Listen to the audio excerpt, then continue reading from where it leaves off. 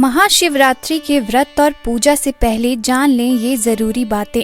फाल्गुन माह के कृष्ण पक्ष की चतुर्थी तिथि को महाशिवरात्रि का पावन पर्व मनाया जाता है। धार्मिक मान्यताओं के अनुसार इस दिन भगवान शिव और माता पार्वती विवाह के पवित्र बंधन में बंधे थे, इसलिए इस दिन को बड़ी धूमधाम से मनाया जाता है और इस दिन भगवान शिव और माता पार्वती की पूजा अर्चना की जाती है और शिव भक्त इस दिन सुख समृद्धि और मनोकामना पूर्ति की इच्छा से उपवास भी रखते हैं। तो आइए जानते हैं कि महाशिवरात्रि की पूजा और उपवास करते समय आपको क्या करना चाहिए और क्या नहीं करना चाहिए। महाशिवरात्रि के दिन सुबह जल्दी उठकर स्नान करना चाहिए और स्नान करने के पश्चात भगवान शिव और माता पार्वती की पूजा करनी चाहिए। व्रत के दौरान सोना नहीं चाहिए, अर्थात व्रत के दौरान दिन में सोने की मनाही की गई है। कुछ लोग इस व्रत को निर्जला भी करते हैं, लेकिन आप चाहें तो व्रत फलाहार भी रह सकते हैं और पानी का सेवन कर सकते हैं। इस दिन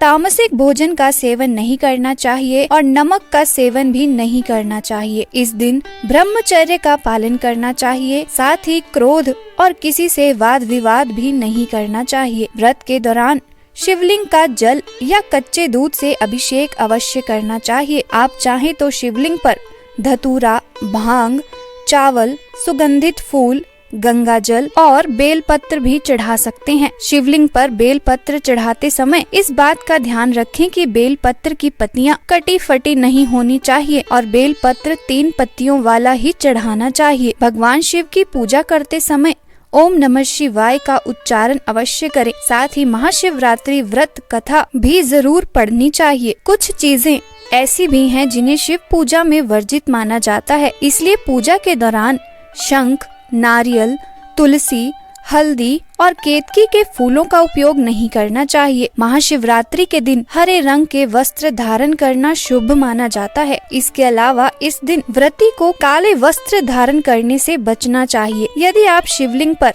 दूध, दही या शहद चढ़ाते हैं तो इसके बाद शिवलिंग पर जल अवश्य चढ़ाना चाहिए। पूजा के दौरान यदि आप शिवलिंग की परिक्रमा करते हैं तो इस बात का विशेष ध्यान रखें कि भूल कर भी शिवलिंग की पूरी परिक्रमा नहीं करनी चाहिए, अर्थात परिक्रमा करने के दौरान जिस जगह से अर्पित किया गया दूध या जल बह रहा हो वहीं तक परिक्रमा करनी चाहिए और गलती से भी इस जल या दूध को लांघना नहीं चाहिए। व्रत के दौरान रात के समय भगवान शिव का भजन कीर्तन या जागरण अवश्य करना चाहिए। इससे भगवान शिव बहुत प्रसन्न होते हैं और व्रत का फल दुगना हो जाता है। महाशिवरात्रि के दिन गरीबों और जरूरतमंदों को भोजन अवश्य कराना चाहिए। ऐसा करने से घर में कभी भी अन्न और धन की कमी नहीं होती है। महाशिवरात्रि के दिन भगवान शिव को मालपुआ, सफेद बर्फी, फल, खीर, पंचामृत या ठंडाई का भोग लगाना चाहिए। इससे भगवान शिव प्रसन्न होते हैं।